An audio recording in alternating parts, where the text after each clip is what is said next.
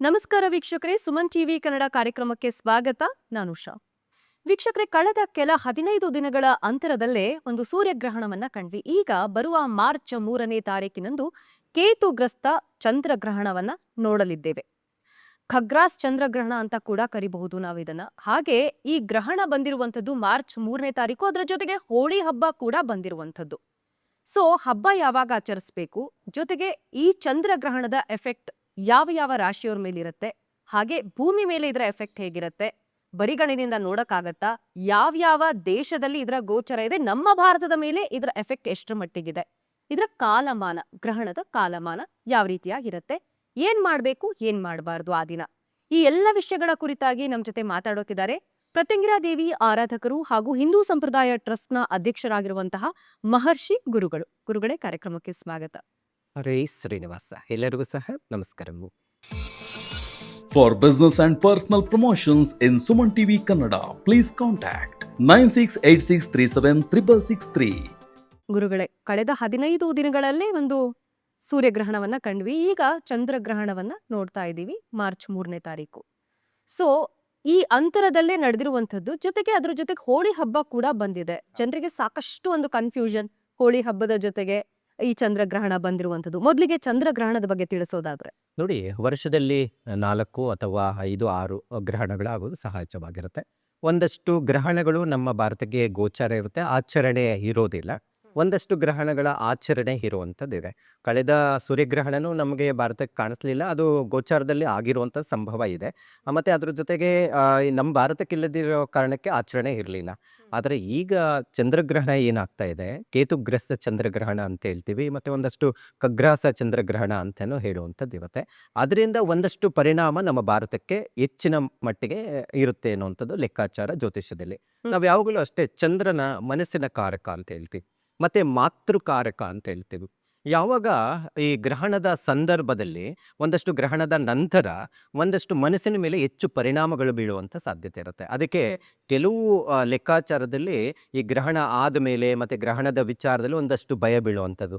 ಗ್ರಹಣಪ್ಪ ಏನು ಮಾಡೋದು, ಏನಾದರೂ ತೊಂದರೆ ಆಗುತ್ತಾ, ಇದನ್ನು ಒಂದಷ್ಟು ಲೆಕ್ಕಾಚಾರ ಮಾಡುವಂಥದ್ದು ಇರುತ್ತೆ. ಮತ್ತು ಒಂದಷ್ಟು ಗರ್ಭಿಣಿ ಇರೋ ಯಾರಾದರೂ ಮನೇಲಿದ್ರೇನೋ ಅವರೂ ಒಂದಷ್ಟು ಯೋಚನೆ ಮಾಡ್ತಾರೆ, ಆಚೆ ಹೋಗೋದಾ ಇಲ್ವೋ, ಏನು ಆಹಾರ ಪದ್ಧತಿ ತಿನ್ನಬೇಕು, ಏನು ಮಾಡಬೇಕು ಅನ್ನುವಂಥದ್ದು.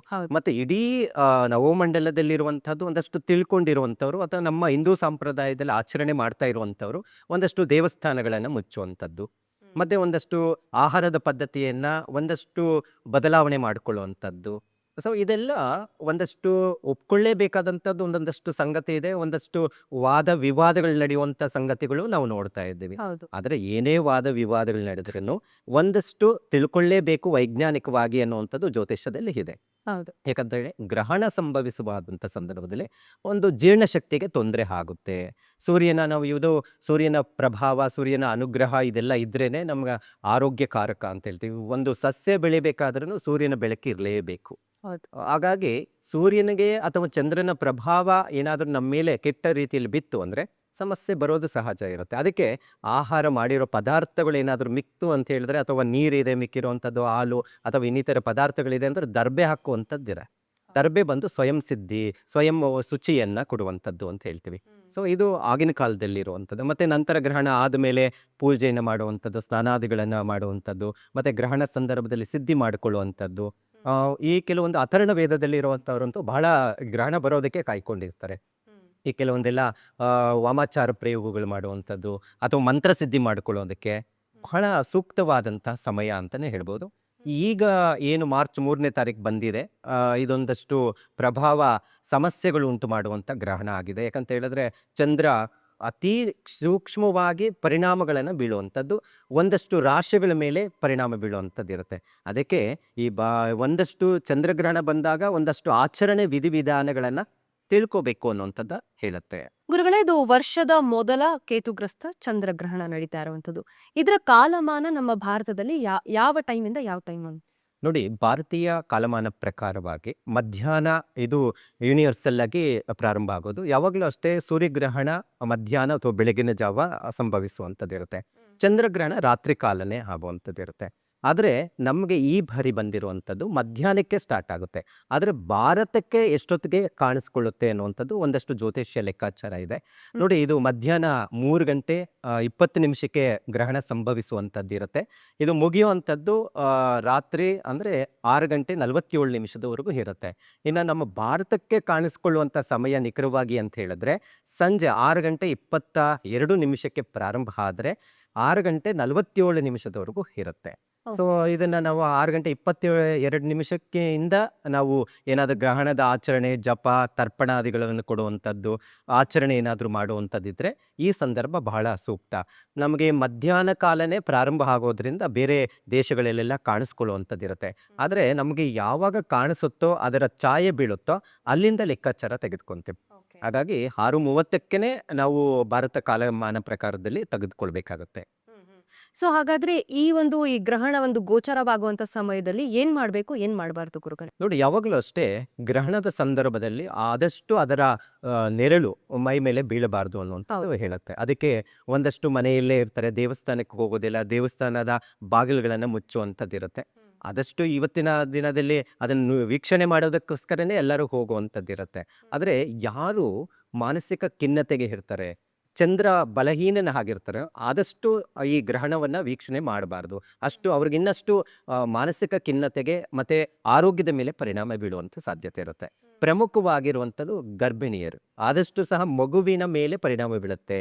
ಯಾಕಂದರೆ ಆ ನೆರಳು, ಆ ಛಾಯೆ ಏನಿದೆ, ಇವತ್ತು ನಾವು ನೋಡ್ತಾ ಇದ್ವಿ ಅಂಗವಿಕಲತೆ ಮಕ್ಕಳನ್ನ ನಾವು ನೋಡ್ತಾ ಇದ್ವಿ, ಬುದ್ಧಿಮಾನ್ಯತೆ ಮಕ್ಕಳನ್ನ ನಾವು ನೋಡ್ತಾ ಇದ್ವಿ. ಇದಕ್ಕೆಲ್ಲ ಆ ನೆಗೆಟಿವ್ ಎನರ್ಜಿ ಕಿರಣಗಳೇ ಕಾರಣ ಅಂತ ಹೇಳ್ತೀವಿ. ಇವತ್ತು ಯಾರಾದರೂ ತೀರೋದ್ರೇನೋ ಗರ್ಭಿಣಿಯರು ಅಲ್ಲಿ ತೀರೋಗಿರೋ ಜಾಗಕ್ಕೆ ಹೋಗಿ ಬಂದ ಮೇಲೆ ಏನೆಲ್ಲ ವ್ಯತ್ಯಾಸ ಆಗಿರೋದು ನಾವು ಕಂಡಿದ್ದೀವಿ. ಹಾಗಾಗಿ ಈ ಗ್ರಹಣದ ಛಾಯೆನೂ ಆ ಮಗುವಿನ ಮೇಲೆ ಬೀಳುವಂಥದ್ದಿರುತ್ತೆ.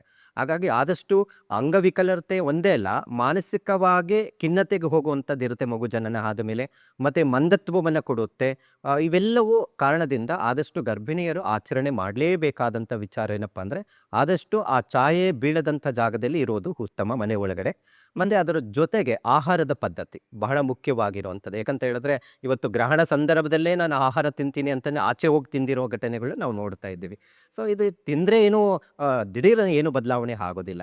ಜೀರ್ಣ ಶಕ್ತಿಗೆ ಒಂದಷ್ಟು ಸಮಸ್ಯೆ ಆಗುತ್ತೆ. ಈಗ ನಾವು ಆಹಾರ ಚೆನ್ನಾಗಿ ತಿಂದಾಗ ಯಾಕೋ ಜೀರ್ಣ ಆಗ್ತಾ ಇಲ್ವಲ್ಲ, ಈ ಥರದ್ದೆಲ್ಲ ಪ್ರಾಬ್ಲಮ್ ಆಸ್ಪತ್ರೆಗೆ ಹೋಗ್ತಾ ಇರುವಂಥದ್ದು ನಾವು ನೋಡ್ತಾ ಇದ್ವಿ.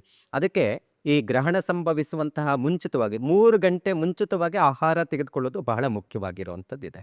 ಮತ್ತು ಏನಾದರೂ ಈ ಆಹಾರ ಮಾಡಿರುವಂಥದ್ದು ಏನಾದರೂ ಮಿಕ್ಕಿದೆ ಅಂತ ಹೇಳಿದ್ರೆ ಅದು ಯಾವುದಕ್ಕಾದ್ರೂ ನಾಯಿಗೋ ಪ್ರಾಣಿಗೋ ಏನಕ್ಕೆ ಹಸುವಿಗೆ ಏನಾದರೂ ಹಾಕೋದು ಬಹಳ ಒಳ್ಳೆಯದು. ಎಲ್ಲವೂ ತೊಳೆದಿಟ್ಟು, ಮತ್ತು ಗ್ರಹಣದ ಸಂದರ್ಭದಲ್ಲಿ ನಾವು ಏನೇ ಒಂದು ಸಂಕಲ್ಪ ಸಿದ್ಧಿ ಮಾಡಿಕೊಂಡ್ರೆ ಸಿದ್ಧಿಸುತ್ತೆ ಅಂತ ಹೇಳುತ್ತೆ. ಅಥರ್ವಣ ವೇದದಲ್ಲಿ ಬಹಳ ಮುಖ್ಯವಾಗಿ ಕೊಟ್ಟಿರುವಂಥ ವಿಚಾರ ಏನಪ್ಪ ಅಂತ ಹೇಳಿದ್ರೆ ಈ ಕೆಲವೊಂದು ಮಂತ್ರಗಳ ಬೀಜಾಕ್ಷರಗಳನ್ನು ಸಿದ್ಧಿ ಮಾಡ್ಕೋಬಹುದು. ಹಾಗಾಗಿ ಚಂದ್ರ ಯಾರಿಗೆ ವೀಕ್ ಆಗಿದ್ದಾರೆ, ಮನಸ್ಸಿನ ಕಾರಕ ಚಂದ್ರ, ಅಥವಾ ತಾಯಿ ಸಂಬಂಧ ಸರಿ ಇಲ್ಲ, ತಾಯಿ ಹತ್ರ ಯಾವಾಗಲೂ ಕಿರಿಕಿರಿ ಮಾಡ್ಕೊತಾ ಇರ್ತಾರೆ, ತಾಯಿಯಿಂದ ದೂರ ಆಗಿದ್ದಾರೆ ಅಂಥವ್ರು, ಮತ್ತು ಮಾನಸಿಕ ಖಿನ್ನತೆಗೆ ಹೋಗಿರುವಂಥವ್ರು ಚಂದ್ರ ಮಂತ್ರ ಜಪ ಮಾಡುವಂಥದ್ದು, ಚಂದ್ರ ಪೀಡಾ ಪರಿಹಾರ ಮಂತ್ರ ಬರುತ್ತೆ. ಸೊ ಅದನ್ನು ಹೇಳ್ಕೊಳ್ಳುವಂಥದ್ದು, ಚಂದ್ರ ಅಷ್ಟೋತ್ತರವನ್ನು ಪಠನೆ ಮಾಡ್ಕೊಳ್ಳುವಂಥದ್ದು ಮನೆಯಲ್ಲೇ ಕುತ್ಕೊಂಡು ಮಾಡ್ಕೋಬಹುದು. ನಂತರ ಕೆಲವು ಸಂದರ್ಭಗಳಲ್ಲಿ ಕೆಲವೊಂದು ಹೋಮ ಹವನಾದಿಗಳು ಕೆಲವರು ಮಾಡ್ತಾ ಇರ್ತಾರೆ. ಕೆಲವು ನದಿ ತೀರದಲ್ಲಿ ಇತ್ತು ಅಂದರೆ ನದಿಯಲ್ಲಿ ಕುತ್ಕೊಂಡು ಜಪ ಮಾಡುವಂಥದ್ದು ಸಂಕಲ್ಪ ಮಾಡ್ಕೊತಾರೆ. ಮತ್ತು ಕೆಲವು ಹಿರಿಯರ ಪೂಜೆಯನ್ನು ಮಾಡ್ತಾರೆ. ಸೊ ಇದನ್ನು ಕೆಲವರು ನದಿ ಹತ್ರ ಇರುವಂಥವ್ರು ಮಾಡಬಹುದು. ಮತ್ತು ಗ್ರಹಣದ ಮುಗಿದ ನಂತರ ನದಿ ಸ್ನಾನ ಮಾಡೋದು ಬಹಳ ಒಳ್ಳೆಯದು. ಇನ್ನು ಈ 7 ಗಂಟೆ ಸಮೀಪ ಬಂದಿರೋದ್ರಿಂದ ರಾತ್ರಿ ಕಾಲ ಸ್ನಾನಕ್ಕೆ ನಿಷಿದ್ಧ. ಹಾಗಾಗಿ ರಾತ್ರಿ ಮಾಡಬಾರ್ದು, ಗ್ರಹಣ ಆಗ್ಬಿಟ್ಟಿದೆ ಸ್ನಾನ ಮಾಡ್ಕೋಬೇಕು ಅನ್ನೋ ಒಂದಷ್ಟು ಅಭಿಪ್ರಾಯಗಳಿದೆ. ಸೊ ಸೂರ್ಯಗ್ರಹಣ ಆಗಿದ್ರೆ ಏನೋ ಬೆಳಗ್ಗೆ ಆಗಿದೆ, 11 ಗಂಟೆಗೆ ಮುಗಿತಪ್ಪ, ಸ್ನಾನ ಮಾಡ್ಕೊಂಡು ದೇವಸ್ಥಾನಕ್ಕೆ ಹೋಗೋಣ ಅನ್ನೋವಂಥದ್ದು ಇರುತ್ತೆ.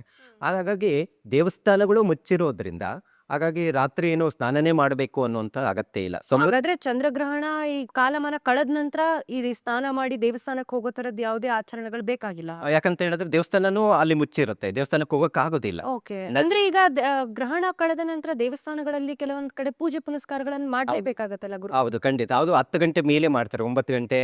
ಯಾಕಂದ್ರೆ 7 ಗಂಟೆವರೆಗೂ ಅಂತ ತೆಗೆಯೋದೇ ಇಲ್ಲ. ಅವರು ಸ್ನಾನ ಮಾಡ್ಕೊಬರೋ 8-8ವರೆಗೆ ದೇವಸ್ಥಾನ ತೆಗೆದು ಸ್ವಚ್ಛ ಮಾಡ್ಬೇಕಂದ್ರೆ 9:30 10 ಗಂಟೆ ಆಗ್ಬಿಡುತ್ತೆ. ನದಿ ತೀರದಲ್ಲಿ ಇರುವಂಥವ್ರು ಏನಾದರೂ ಇದ್ರೆ ಅಲ್ಲಿ ನದಿ ಸ್ನಾನವನ್ನು ಮಾಡಿ ಏನಾದರೂ ಪ್ರಾರ್ಥನೆ ಮಾಡಿಕೊಂಡು ಬರಬಹುದು.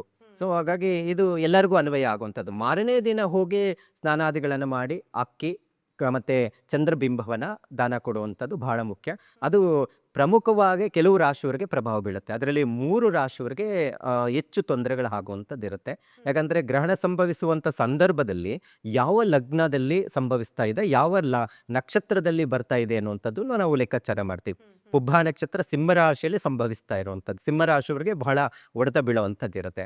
ಅದರಲ್ಲಿ ಸಿಂಹರಾಶಿಯಲ್ಲಿ ಕೇತು ಇರುವಂಥದ್ದು. ಚಂದ್ರ ಸಂಯೋಗ ಆಯಿತು ಅಂತ ಹೇಳಿದ್ರೆ ಇನ್ನಷ್ಟು ಡಿಸ್ಟರ್ಬೆನ್ಸ್ ಆಗುವಂಥದ್ದು ಇರುತ್ತೆ. ಚಂದ್ರ ಕೇತುವಿನ ಸಂಯೋಗ ಒಂದಷ್ಟು ಮಾನಸಿಕವಾಗಿ ಕಾಯಿಲೆಗಳನ್ನು ಕೊಡ್ತಾನೆ, ಒಂದಷ್ಟು ಹೊಡೆತ ಹೆಚ್ಚಿನ ಮಟ್ಟಿಗೆ ಪರಿಣಾಮ ಬೀಳುವಂಥದ್ದು ಇರುತ್ತೆ.